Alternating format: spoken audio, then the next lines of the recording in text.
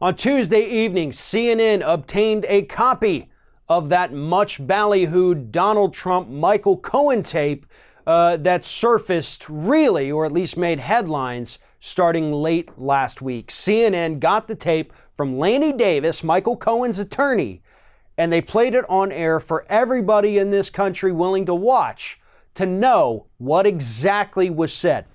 So here's the tape. Here's what Donald Trump had to say. What's up, Mike? Great poll, by the way. Seen it. Great poll. Making progress. Big time. And you guys are good guys.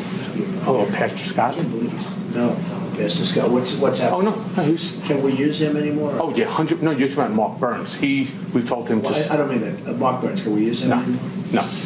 Richard Lefrak, I'm sorry, Richard Lefrak just called. He just had me have a chance. He had an idea for you. Okay.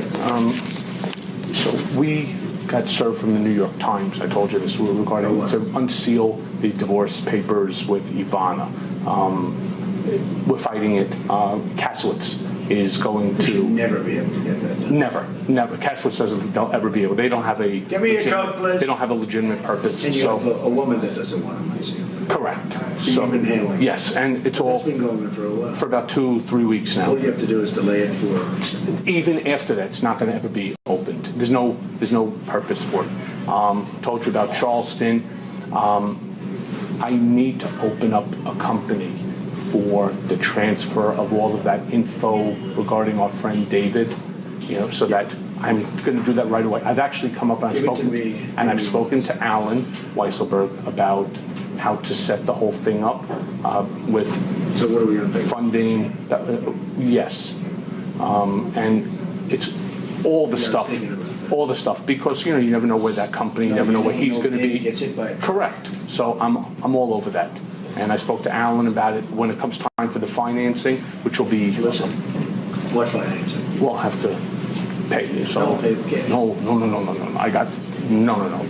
Couple things to address here, and we're not going to address the maybe he gets hit by a truck, because that sounded a little ominous, and it sounded like Donald Trump was hinting at the fact that he knows people that could make that happen. That's an issue for a different day.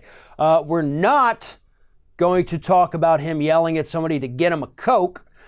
We are going to talk about pay with cash, though, because that seems to be a really important thing.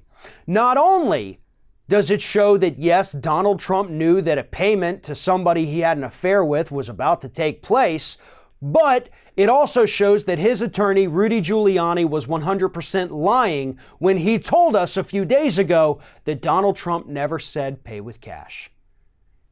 Giuliani told the world that Trump never said pay with cash.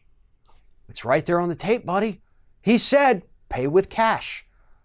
Giuliani is a liar and just lost whatever little bit of credibility he had left. And I'm not talking about with us or with the public. We already knew that. He lost all credibility in court. He blew his case before he even walked into a courtroom. Giuliani is the worst attorney in the world. And I'm glad, because that's what Trump deserves. What's even more important, though, than Giuliani being the biggest dumbass on the planet, is the fact that earlier in the tape, Trump said do it before. He implied, I forget the exact phrasing, but said we have to do it before what? Before the election?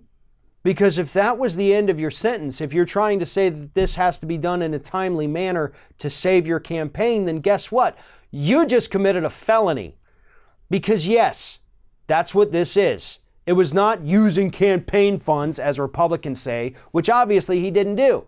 It's seen as an in-kind campaign contribution, and since it exceeded $25,000, it would be classified as a felony rather than a misdemeanor.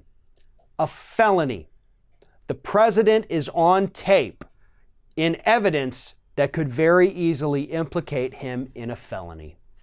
That's the bottom line here, folks.